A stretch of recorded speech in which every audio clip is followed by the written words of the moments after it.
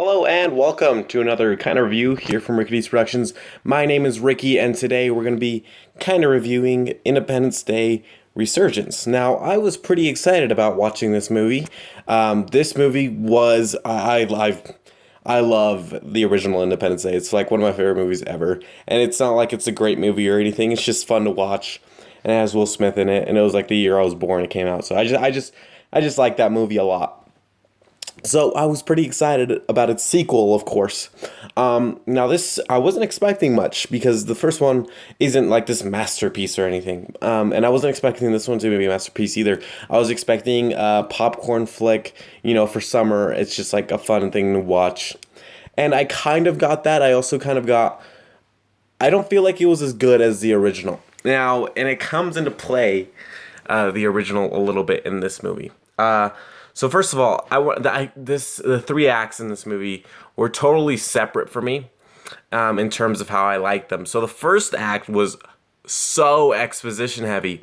We learned about where all the characters are from back then and all the new characters as well.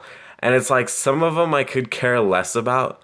So it's like, I feel like we got so many characters that I didn't care about most of them. And that came into play later into the movie because most of those characters that they did introduce, I didn't care about. So it's like, oh, something emotionally happened to them later on and I could care less. You know what I mean?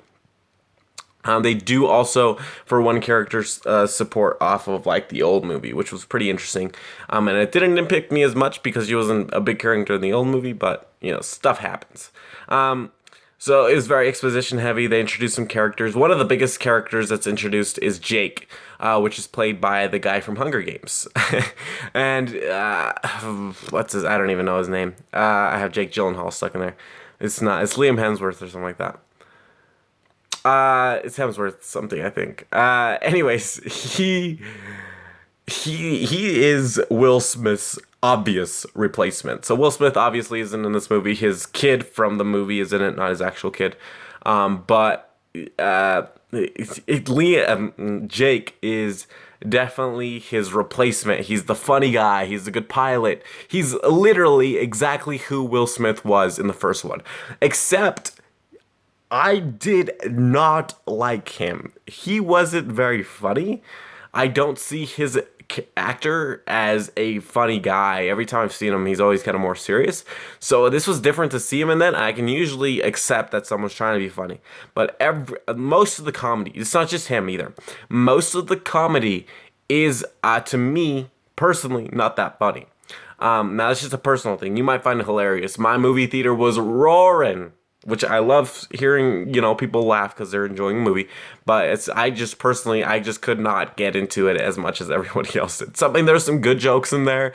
What's the guy, the guy from Jurassic Park? Jeff Goldblum, he had some good jokes in there. It's good to see him back. I haven't seen him forever. But it's just some of the comedy in there was like dark comedy, like, oh my god, this huge travesty just happened, travesty just happened, and it's just like, you're joking about that? You're just joking about the freaking so many people dying? It's like, no way that would happen ever.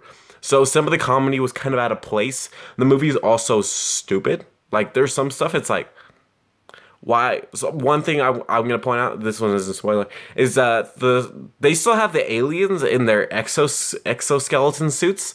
Why? What the fuck are they in their exoskeleton suits? I bet they could find a way for them to survive without them, right?